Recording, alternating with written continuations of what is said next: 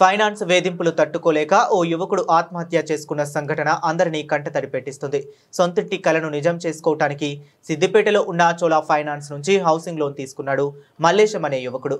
Chola finance ఏజెంట్లు ప్రతిరోజు మృతుని ఇంటికి వెళ్లి ఉదయం నుంచి సాయంత్రం వరకు ఫైనాన్స్ డబ్బులు చెల్లించాలని వేధింపులకు గురి చేసినట్లు మృతుని తండ్రి ఆరోపించారు. సిద్దిపేట అర్బన్ మండలం ఎల్లుపల్లి గ్రామానికి చెందిన మల్లేశం అనే యువకుడు ఫైనాన్స్ వేధింపులు తట్టుకోలేక చెట్టుకు ఉరివేసుకుని ఆత్మహత్యకు పాల్పడినట్లు మృతుని బంధువులు తెలిపారు. ఫైనాన్స్ వేధింపులు నిండు నూరేళ్ల జీవితాన్ని బలి తీసుకోవటం సిద్దిపేటలో చర్చాంశనీయంగా మారింది. ఈ మేరకు సిద్దిపేట 3 టౌన్ పోలీస్ స్టేషన్లో మృతుని బంధువులు ఫిర్యాదు మేరకు కేసు నమోదు చేసుకుని పోలీసులు దర్యాప్తు చేపట్టారు.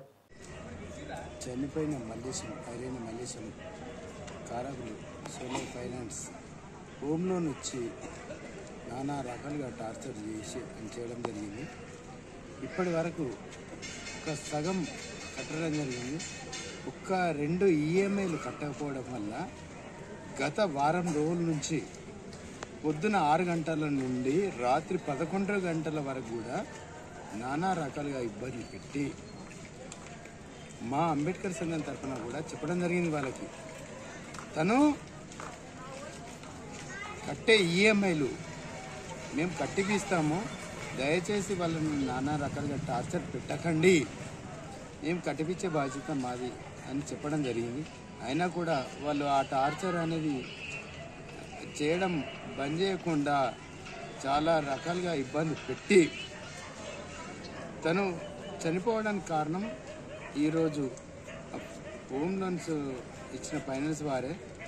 ఇప్పటికైనా దయచేసి ఇప్పుడున్న ప్రభుత్వాలను కానీ గత ప్రభుత్వాలను కానీ దయచేసి చెప్పేది ఒకటే, మీరు ఇచ్చే ఫైనాన్సులు అనేది ఈరోజు కాకుండా రేపైనా కట్టగలుగుతారు, రేపు కాకుండా ఎల్లుండైనా కట్టగలుగుతారు. ఈ రకంగా టార్చర్ చేసి ఈ రకంగా వ్యక్తులు అనేది బలి తీసుకోకండి.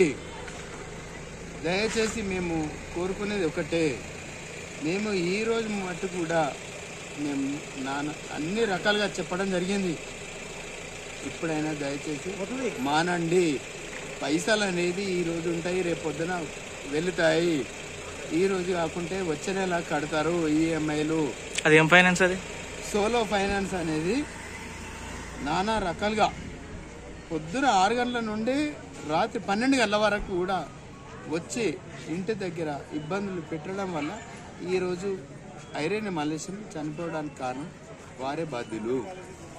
ఈరోజు మీ డబ్బులు మీకు చెల్లించినా కూడా మా వ్యక్తిని మాకు అప్పగించలేరు. మీరు దయచేసి ఇప్పుడైనా మానుకోండి ఇలాంటి అరాచకాలు.